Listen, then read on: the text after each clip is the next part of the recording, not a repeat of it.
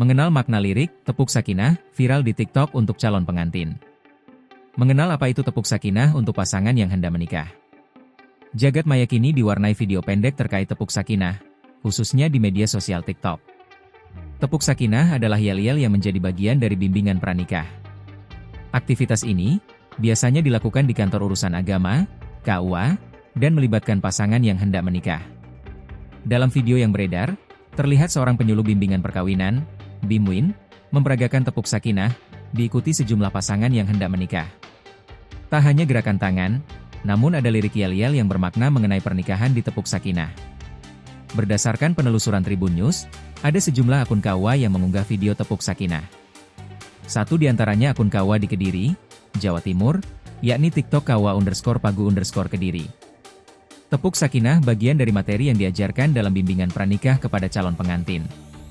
Seperti yang diajarkan oleh Kantor Urusan Agama, KUA, Kecamatan Sukun, Kota Malang, Jawa Timur, yang menyelenggarakan kegiatan bimbingan perkawinan, BIMWIN, mandiri untuk calon pengantin pada Agustus 2025. BIMWIN merupakan bagian dari komitmen KUA Sukun dalam menyiapkan generasi keluarga yang kokoh, harmonis, dan berdaya tahan terhadap berbagai dinamika kehidupan.